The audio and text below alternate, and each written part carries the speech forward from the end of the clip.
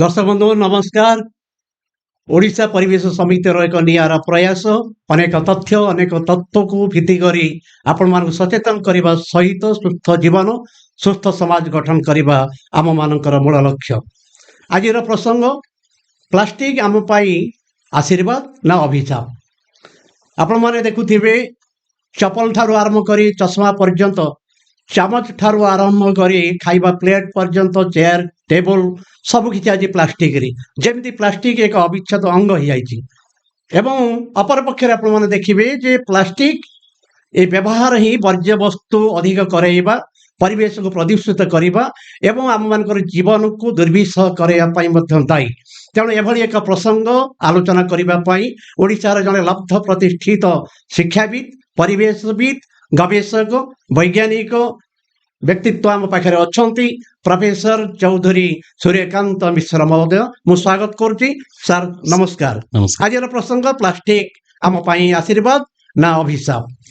सबु क्षेत्र में प्लास्टिक व्यवहार होची एवं अपर पक्षरे प्लास्टिक आम जीवन को दुर्विषह करुच्ची। तेणु आपन को मोर प्रश्न रहिबो जे प्लास्टिक ये उद्भावन बा आविर्भाव हबार कौन आवश्यकता थिला, केते दूर आवश्यकता थिला एवं को भली भाबरे हम जीवन को धसी पसी आसुची प्लास्टिक। आमे जदि जेकोसी उद्भावन को जीवा सो उद्भावन प्रथमे आमे जने ग्रीक फिलोसोफर प्लाटन को कथा मन पड़े। सी कहितिले जे when we need something we go for a solution. ताकू उद्धार करिकी हमर इंग्लिश रे गोटे बहुत पॉपुलर प्रोवर्ब अछि, necessity is the mother of invention. तेणु प्रथमे जते बेले प्लास्टिक रो उद्भावन हेई नथिला हमें प्रथम युक्तराष्ट्र अमेरिका को जीवा। सेई टाइम रे युक्तराष्ट्र अमेरिका रे बिलियर्ड्स खेलुतिले जो माने से माने हाथी दांत रे तयारी बॉल व्यवहार करथिले। हाथी दांत पाइबा पई अमेरिका को बहुत एशियन देश उपरे सब निर्भर करिया पड़ुतिला। और हाथी दांत पाइबा पई बहुत संख्या रे हाथी मान को भी शिकार करा जाउतिला। एथि पई अमेरिकन गवर्नमेंट सेते बेले गोटे प्राइज $10,000 रो गोटे प्राइज डिक्लेयर करथिले। आउ जॉन हैट बोली जने वैज्ञानिक सी प्रथमे सेलुलॉइड प्रथम जो सिंथेटिक प्लास्टिक उद्भावन करथिले। पर्पस थिला जे सीए से बिलियर्ड बॉल तैयारी हबो। पछ बेलू से जो सेलुलॉइड रो व्यवहार सिनेमा रो जो फिल्म तैयारी रे मध्य व्यवहार कराला। तापरे बेकलाइट बोली आउ गोटे सेटा को भी कहती सेटा एक्चुअली प्रथम प्लास्टिक आ बेकलैंड प्रथमे प्लास्टिक बोली जो वर्ड हमें बर्तन 1907 रे सो से प्लास्टिक शब्दटा से बेकलाइट ही प्रथमे सेटा को बाहर करथिले। आउ तापरे स्टाउडिंगर बोली जने जर्मन वैज्ञानिक सी बहुत तापरे गवेषणा करथिले एवं सेतिपई तांको नोबेल प्राइज दिया हैतला 1953 मसिया केमिस्ट्री रो नोबेल प्राइज तांको दिया हैतला। तांकर स्टाउडिंगर को कहा जाए जे फादर ऑफ पॉलीमर केमिस्ट्री। तापरे प्लास्टिक रो उद्भावन परे तापरे बहुत गवेषणा हैला, उन्नत मानर प्लास्टिक सब तैयार हैला। प्लास्टिक आस्ते आस्ते एते पॉपुलर हो गला जे लोक माने देखिले बहुत जिनस जोटा को अन्य मटेरियल तैयारी होतला। प्लास्टिक रो सबटु बड़ कैरेक्टर आम मैंने भी समस्त जानी थिबा जे बहुत हल्का एवं ताहाको नहीं कि जेकोसी आमे शेप रो जिनस तैयारी करि परिबा। सहजरे ताको विभिन्न कलर रो प्लास्टिक आमे तैयारी करि परिबा। तापरे वर्तमान जुगरे एकविंश शताब्दी रे आमे वर्तमान जुआडे आमे चाहिबा सेठी प्लास्टिक रो व्यवहार आमर टूथ ब्रश टू आरंभ करी वर्तमान ऑटोमोबाइल टू आरंभ करी कंप्यूटर टू आरंभ करी आमर उड़ाजहाज पर्यंत सबु जगह रे प्लास्टिक रो बहुल व्यवहार वर्तमान होउची। हम ए प्लास्टिक जति कि व्यवहार बा अविच्छेद अंग हो जाइए समाज रे ଅପରପକ୍ଷରେ ଦେଖିବେ ଜନଜୀବନକୁ ମଧ୍ୟ ସେ ପ୍ରଭାବିତ କରୁଛି, ପ୍ରଦୂଷଣ ବୃଦ୍ଧି କରୁଛି, ଯାହାକି ମଣିଷ ଜୀବନର ଯେଉଁ ବିଭିନ୍ନ ରୋଗ ହେବାର ଅନେକ କାରଣ ମଧ୍ୟ ହେଇପାରୁଛି। ତେଣୁ ଏ ପ୍ଲାଷ୍ଟିକର ପରବର୍ତ୍ତୀ ସମୟରେ ଆମେ ଯେଉଁ ପ୍ଲାଷ୍ଟିକ ବ୍ୟବହାର କରୁଛୁ, ପ୍ଲାଷ୍ଟିକ ବଟଲ ହେଲା, ପଲିଥିନ୍ ଏସବୁ ବ୍ୟବହାର କରୁଛୁ, ଆକୁ ଅଟକେଇବା ପାଇଁ ସେମିତି କିଛି ସଚେତନତାର ଆବଶ୍ୟକତା ଅଛି ବୋଲି ଆପଣ ଭାବୁଛନ୍ତି କି? ସଚେତନତା ତ ନିଶ୍ଚୟ ଆବଶ୍ୟକତା ଅଛି, କିନ୍ତୁ ତା ଆଗରୁ ଆମେ ପ୍ରଥମେ ଦେଖିବା ଯେ ପ୍ଲାଷ୍ଟିକର ବ୍ୟବହାର ଯେଉଁ ଭାବରେ ବଢ଼ୁଛି। ଆମେ ଯେତେବେଳେ ପ୍ଲାଷ୍ଟିକର ଗୋଟେ ବାଲ୍ଟିର ଏକ୍ଜାମ୍ପଲ ନିଅନ୍ତୁ, ପ୍ଲାଷ୍ଟିକର ଗୋଟେ ମଗର ଏକ୍ଜାମ୍ପଲ ନିଅନ୍ତୁ, ଗୋଟେ ଟୁଥବ୍ରଶର ଏକ୍ଜାମ୍ପଲ ନିଅନ୍ତୁ। ଆମେ ଯେତେବେଳେ ସେଇଟା ପୁରୁଣା ହେଇଯାଉଛି ତାକୁ ଆମେ ପକେଇ ଦେଉଛେ, ଫୋପାଡ଼ି ଦେଉଛେ। ସୋ ଏଇ ପ୍ରକାରର ଯେଉଁ ପ୍ଲାଷ୍ଟିକ ବର୍ଜ୍ୟବସ୍ତୁ ସବୁ ବାହାରୁଛି ତାର ମାନେ ଯେଉଁ କ୍ୱାଣ୍ଟିଟି ଏତେ ବଢ଼ିଗଲାଣି। ଆପଣ ଯଦି ଦେଖିବେ ବର୍ତ୍ତମାନ ପୃଥିବୀ ଯାକ ଯଦି ପୃଥିବୀର ଟୋଟାଲ କ୍ୱାଣ୍ଟିଟି ଦେଖିବେ 400 ମିଲିୟନ ଟନ୍ ପ୍ଲାଷ୍ଟିକ ବର୍ତ୍ତମାନ ବର୍ଷକୁ ପୃଥିବୀରେ ବାହାରୁଛି ଗ୍ଲୋବାଲ ସ୍କେଲରେ। ଆଉ ମୁଣ୍ଡ ପିଛା ପ୍ଲାଷ୍ଟିକ ୱେଷ୍ଟ ଜେନେରେସନ ଆପଣ ଯଦି ଦେଖିବେ ପାଶ୍ଚାତ୍ୟ ଦେଶ ଗୁଡ଼ାକରେ ବହୁତ ଅଧିକା, ମାନେ ଅଷ୍ଟ୍ରେଲିଆରେ 59 କିଲୋ ମୁଣ୍ଡ ପିଛା, ଆମେରିକାରେ 53 କିଲୋ, ଦକ୍ଷିଣ କୋରିଆରେ 44 କିଲୋ, ଚୀନରେ 18 କିଲୋ, ଭାରତରେ ବର୍ତ୍ତମାନ 4 କିଲୋ ପର ହେଡ୍ ଅଛି। ତା ମାନେ ନୁହେଁ ଯେ ଆମେ ପ୍ଲାଷ୍ଟିକ ୱେଷ୍ଟ ଜେନେରେସନ କରୁନେ। କାହିଁକି? ଯେ ଆମର ଲୋକ ସଂଖ୍ୟା ଆପଣ ଦେଖନ୍ତୁ, ଆମେ ହେଉଛୁ ପୃଥିବୀର ସବୁଠୁ ଜନବହୁଳ ରାଷ୍ଟ୍ର ବର୍ତ୍ତମାନ। ଆଉ ଆପଣ ପର ହେଡ୍ ଯଦି 4 କେଜି ହେଲା, ଆପଣ ଟୋଟାଲ ଯଦି 140 କୋଟି 150 କୋଟି ଲୋକଙ୍କର କଥା ଚିନ୍ତା କରିବେ, ସୋ ବହୁତ ଅଧିକା ସଂଖ୍ୟାରେ ଆମେ ପ୍ଲାଷ୍ଟିକ ୱେଷ୍ଟ ଆମେ ବର୍ତ୍ତମାନ ବାହାରକୁ ଆମ ପରିବେଶକୁ ଛାଡୁଛେ। ଏଇ ଯେଉଁ ପ୍ଲାଷ୍ଟିକ ୱେଷ୍ଟ ଯେତେବେଳେ ସୂର୍ଯ୍ୟକିରଣ ସଂସ୍ପର୍ଶରେ ଆସେ, ଯେଉଁ ଅଲ୍ଟ୍ରାଭାୟୋଲେଟ ରେ ଅଛି ଆଉ ବର୍ଷା ରେ ଅଛି, ଆମେ ଯେତେବେଳେ ପ୍ଲାଷ୍ଟିକ ୱେଷ୍ଟ ତିଆରି କରୁଛେ ତାର ମାତ୍ର 60% ଆମେ ତାକୁ ରିସାଇକେଲ କରିପାରିବା, ଆଉ 40% ଆମେ ବାହାରେ ପକେଇ ଦଉଛେ।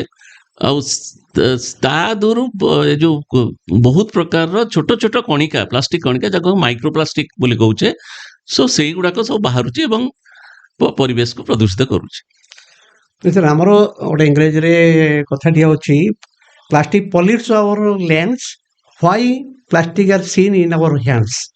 ଯେଉଁଠି ଆମ ଭୂମିକୁ ପ୍ଲାଷ୍ଟିକ ପ୍ରଦୂଷିତ କରୁଛି, ଆମ ଜୀବନକୁ ଦୁର୍ବିଷହ କରୁଛି, ଆମେ ତାକୁ ହାତରେ ଧରି କାହିଁକି ବୁଲୁଛେ? ଏବଂ ଅବିଚ୍ଛେଦ ଅଙ୍ଗ ଗୋଟିଏ ପକ୍ଷରେ ହେଇଯାଇଛି, ଅପର ପକ୍ଷରେ ପ୍ଲାଷ୍ଟିକର ଆଉ ଗୋଟେ ଶବ୍ଦ ମଧ୍ୟ ଆମେ ଶୁଣିବାକୁ ପାଉଛେ, ମାଇକ୍ରୋପ୍ଲାଷ୍ଟିକ। ଆମେ ପ୍ଲାଷ୍ଟିକ ବଟଲ ଦେଖୁଛେ, ପଲିଥିନ୍ ଦେଖୁଛେ, ଟେବୁଲ ଚେୟାର ଦେଖୁଛେ, ପ୍ରତିଦିନର ବ୍ୟବହୃତ ଜିନିଷ ଅନେକ ଦେଖୁଛେ। ଏ ମାଇକ୍ରୋପ୍ଲାଷ୍ଟିକଟା କ'ଣ? ଏ ମାଇକ୍ରୋପ୍ଲାଷ୍ଟିକ ସାଧାରଣ ଲୋକ କେମିତି ବୁଝିବେ? ବହୁତ ଭଲ ପ୍ରଶ୍ନ ଆପଣ ପଚାରିଛନ୍ତି। ମାଇକ୍ରୋପ୍ଲାଷ୍ଟିକ ଆମେ ବହୁତ ସମୟରେ ଦେଖିପାରୁନେ। ଆମେ ଯେତେବେଳେ ଗୋଟେ ଭଙ୍ଗା ପ୍ଲାଷ୍ଟିକ ବାଲ୍ଟି ବାହାରକୁ ପକେଇ ଦଉଛେ, କିମ୍ବା ମଗଟେ ପକେଇ ଦଉଛେ, କି ଖେଳନାଟେ ପକେଇ ଦଉଛେ, ସିଏ ଆସ୍ତେ ଆସ୍ତେ ଦେଖିବେ ତା ଦେହରୁ ଖଣ୍ଡ ବିଖଣ୍ଡିତ ହେଇଯାଏ। ନ୍ୟାଚୁରାଲ ପ୍ରୋସେସରେ ହବ କିମ୍ବା କୌଣସି ଅନ୍ୟ ସୋର୍ସରୁ ହୁଏ। ତାରି ଭିତରୁ ଛୋଟ ଛୋଟ ପ୍ଲାଷ୍ଟିକ ଗୁଣ୍ଡ ସବୁ ବାହାରେ। ଆପଣ ଗୋଟେ ଭଙ୍ଗା ପ୍ଲାଷ୍ଟିକ, ପୁରୁଣା ପ୍ଲାଷ୍ଟିକ ବାଲ୍ଟି ଆପଣ ନେଇକି ଯେତେବେଳେ ଭାଙ୍ଗି ଦେବେ, ତା ଦେହରୁ ବି ଗୁଣ୍ଡ ସବୁ ଉଡ଼ିବା ଆପଣ ଦେଖିପାରିବେ। ସେଗୁଡ଼ିକ ବହୁତ ଛୋଟ। ମାଇକ୍ରୋପ୍ଲାଷ୍ଟିକ ଯେତେବେଳେ ଆମେ ପ୍ଲାଷ୍ଟିକ ଏଇ ଯେଉଁ ଗୁଣ୍ଡ, ତାର ସାଇଜ 5 ମିଲିମିଟରରୁ କମ୍, 5 ମିଲିମିଟରରୁ ଗୋଟେ ମିଲିମିଟର ଭିତରେ ହବ, ଆମେ ତାକୁ ମାଇକ୍ରୋପ୍ଲାଷ୍ଟିକ କହିବା। ତେଣୁ ମାଇକ୍ରୋପ୍ଲାଷ୍ଟିକ ବହୁତ ଛୋଟ ବି ହେଇପାରେ। ଗୋଟେ ମିଲି ମାଇକ୍ରୋନରୁ ଯଦି ସେ କମ୍ ହେଲେ ତାକୁ ଆମେ ନାନୋ ପ୍ଲାଷ୍ଟିକ କହିବା। ସୋ ମାଇକ୍ରୋପ୍ଲାଷ୍ଟିକ ଆଉ ନାନୋ ପ୍ଲାଷ୍ଟିକ ଦୁଇଟି ଯାକ କ୍ଷତିକାରକ। ଆଉ ଏଇ ମାଇକ୍ରୋପ୍ଲାଷ୍ଟିକ ଯେତେବେଳେ ପ୍ରଥମେ ମୁଁ ସ୍ଥଳରେ ଯେଉଁମାନେ ରହୁଛନ୍ତି ମାଟି ଭିତରେ, ଯେଉଁମାନେ ପ୍ରଥମେ ଆମେ ପ୍ଲାଷ୍ଟିକର ଯେଉଁ ୱେଷ୍ଟ ବାହାରେ ମାଇକ୍ରୋପ୍ଲାଷ୍ଟିକ, ତାହା ମାଟି ଭିତରକୁ ଯାଏ। ସୋ ମାଟି ଭିତରେ ରହୁଥିବା ବିଭିନ୍ନ ଯେଉଁମାନେ ଆମର ଜୀବମାନେ ଯେଉଁମାନେ ଆମର ବହୁତ କଲ୍ୟାଣ କରନ୍ତି, ଯେଉଁ ବ୍ୟାକ୍ଟେରିଆ ହେଲା, ଫଙ୍ଗସ୍ ହେଲା, ଆହୁରି ଆକ୍ଟିନୋମାଇସିଟିସ୍ ହେଲା, ପ୍ରୋଟୋଜୋଆନ୍, ଯେଉଁମାନେ ଛୋଟ ଛୋଟ ଆନିମଲ ମାନେ ରହନ୍ତି। ସୋ ସେମାନେ ମାଟି ବହୁତ, ତାଙ୍କ ଭିତରୁ ବହୁତ ସବୁ ଜୀବ ସେମାନେ ମାଟି ଖାଆନ୍ତି।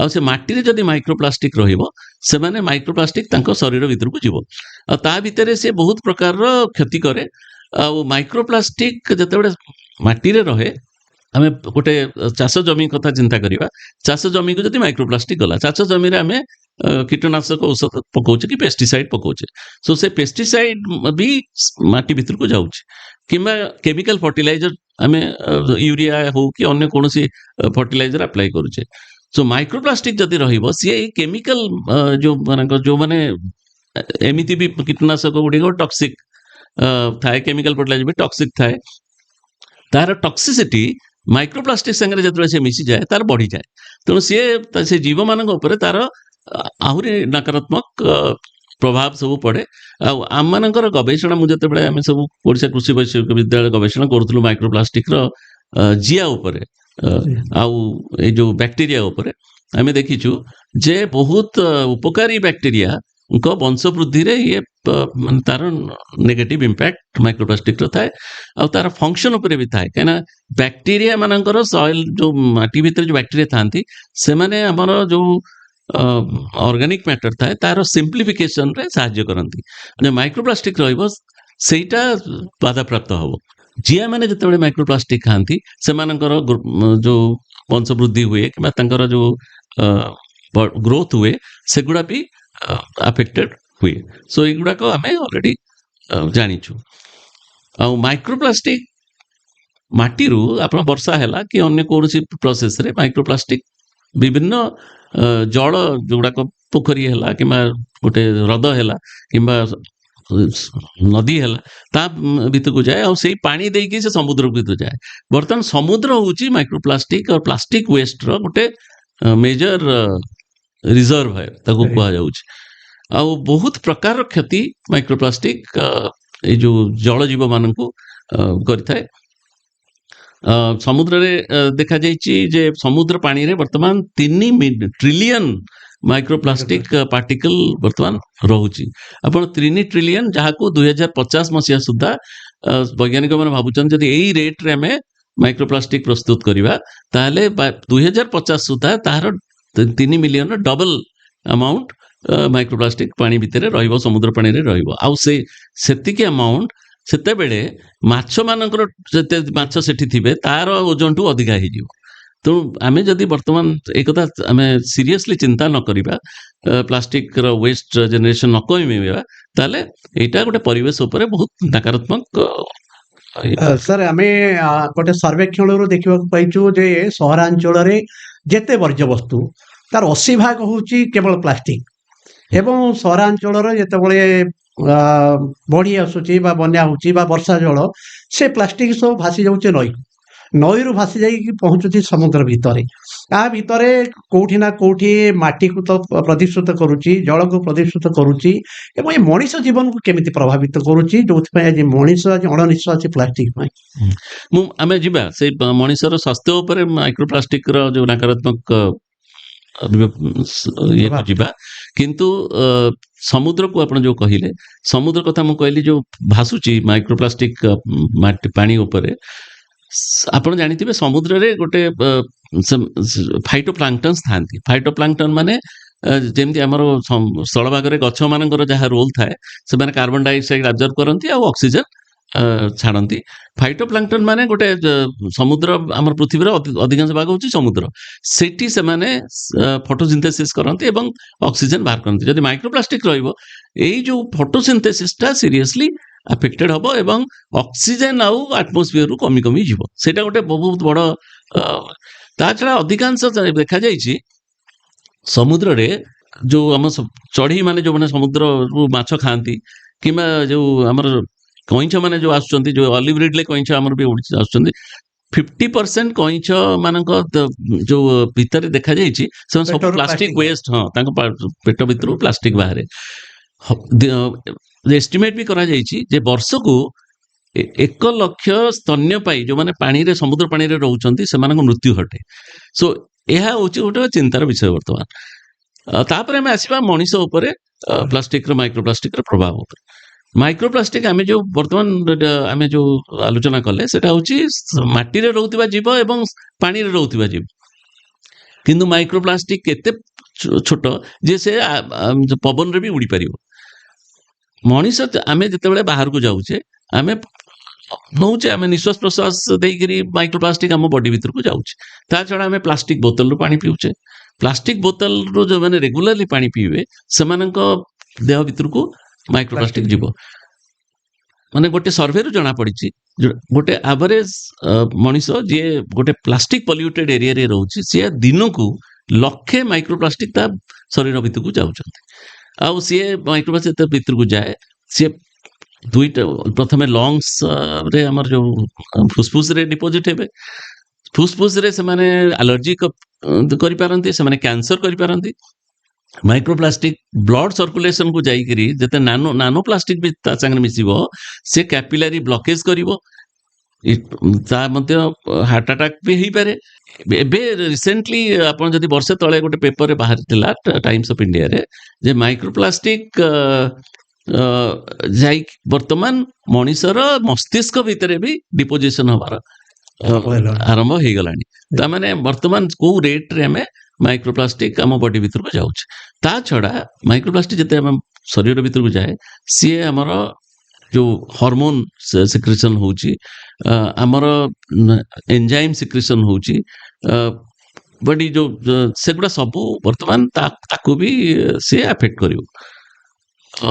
तेणु गोटे प्रकार आमर माने हॉर्मोन जनित आम अफेक्ट हबार संभावना अच्छी, आम एंजाइम ब्लॉकेज करुच्ची। तेणु मनीष निश्चित भाव में विपद सृष्टि होती। तेणु गोटे पटे आम प्लास्टिक को संपद बोली कहवा ना प्लास्टिक आम विपद बोली कहवा। तेणु आम जो प्रसंग रखीचे प्लास्टिक आम आशीर्वाद ना अभिशाप, प्लास्टिक आमर संपद ना प्लास्टिक आमर विपद। आप संक्षेप गोटे लाइन रे कौन हो पारे? प्लास्टिक निश्चय आम मनीष समाज गोटे संपद। कहीं आज जुगरे आम प्लास्टिक बिना बंचा असंभव, कहीं बहुत तो सब जिन जुआड़े देखिए प्लास्टिक, किंतु आमर वर्तमान विषय गवेषणा करने दरकार जे मैक्सिमम केते प्लास्टिक को रिसाइकल कर रियूज कर तार व्यवहार आस्ते आस्ते कमेवा। आप उदाहरण दूची, आम जिते गोटे हाट को जाऊे आम पॉलिथिन बैग पॉलिथिन बैग गोटे सिंगल यूज प्लास्टिक से भाया से अन्य सिंगल यूज प्लास्टिक अच्छी से यूज एंड थ्रो प्लास्टिक को आम व्यवहार कमेवा। जो जगह किसी अल्टरनेटिव आम पाखे अच्छी आम गोटे कपड़ा बैग नहीं कि गोटे कागज बैग नहीं कि सो से जगह आम प्लास्टिक टाको व्यवहार कमे दे पारिबा। तापर आजिकल गवेषणा जना पड़ी किसी प्रकार प्लास्टिक पॉलीमर बाहर जो गुड़ाक कंपोस्टेबल, आपण माने बड़ बड़ मॉल रे वर्तमान कंपोस्टेबल बैग भी मिलूँ। बायोप्लास्टिक रो उद्भावन हेलानी। बायोप्लास्टिक वर्तमान बैक्टेरिया रू भी गोटे प्रकार प्लास्टिक बाहर करा हेलानी, गछर रसरू बाहर करागलानी, जो गुड़ाक भी बैग तैयारी हो पारिबो कि अन्य प्लेट की तैयारी जाई परिबो, सामज तैयारी करा जाई परिबो। सो से गुड़ाक हेले आमे तार व्यवहार करी जदि आमे बाहर पकई दउचे से गुड़ार डिकम्पोजिशन हो पारिबो।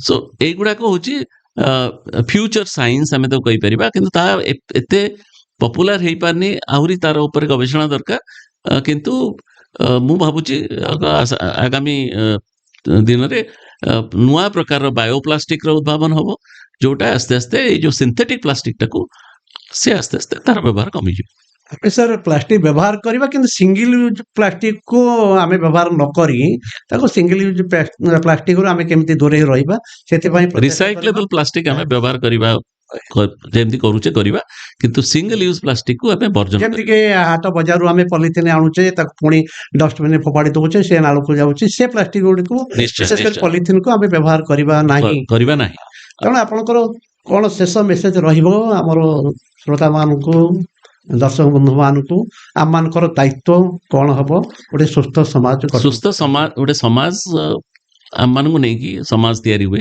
तेणु आम प्रति लोक गाँव रे रहू कि सहर रे रहू से यार कुप्रभाव निश्चय जानिबा दरकार। प्लास्टिक सिंगल यूज प्लास्टिक रा कुप्रभावटा कौन आम जो जिनस आम आलोचना कले आउ ताकू अन्य मानकु भी कहवा दरकार। सो समस्ते ए विषय रे ଜାଣିବା ଦରକାର ଯୋଉ ଆୱାରନେସ୍ ଡ୍ରାଇଭ୍ ଗୋଟେ ଦରକାର ସ୍କୁଲରେ ପିଲାମାନଙ୍କୁ ପଢେଇବା ଦରକାର କଲେଜ ପିଲାମାନେ ସେମାନେ ବି ଅନ୍ୟମାନଙ୍କୁ ଜଣେଇବା ଦରକାର ସୋ ତାକୁ ଆମେ ପ୍ରାକ୍ଟିସରେ ବି ବହୁତ ଜିନିଷ ଆମେ ଜାଣୁଛେ କିନ୍ତୁ ପ୍ରାକ୍ଟିସ କଲାବେଳେ ଆମେ ନିଜେ ବି ଯେତେବେଳେ ହାଟକୁ ଯିବା ଆମେ ପଲିଥିନ୍ ବ୍ୟାଗ୍ ରେ କୌଣସି ଜିନିଷ ଆଣିବା ନାହିଁ ସୋ ଏଇ ପ୍ରକାରର ଯୋଉ ଶପଥ ଆମେ ଯଦି ଦବା ତାହେଲେ ଆଗାମୀ ଭବିଷ୍ୟତ ନିଶ୍ଚୟ ଆଜିଠୁ ବହୁତ ବହୁତ ଧନ୍ୟବାଦ ଦେବି ସାର୍ ଆପଣଙ୍କୁ ଆମର ଷ୍ଟୁଡିଓର ଏହି କାର୍ଯ୍ୟକ୍ରମରେ କେବଳ ଯୋଗ ଦେଇନାହାନ୍ତି ଅନେକ ତଥ୍ୟ ଅନେକ ତତ୍ତ୍ୱ ଦେଇଛନ୍ତି ଏବଂ ଆମମାନଙ୍କୁ ସଚେତନ କରିବା ସହିତ ଦର୍ଶକ ବନ୍ଧୁମାନଙ୍କୁ ଯୋଉ ବାର୍ତ୍ତା ଦେଇଛନ୍ତି ତେଣୁ ବନ୍ଧୁଗଣ ଆସନ୍ତୁ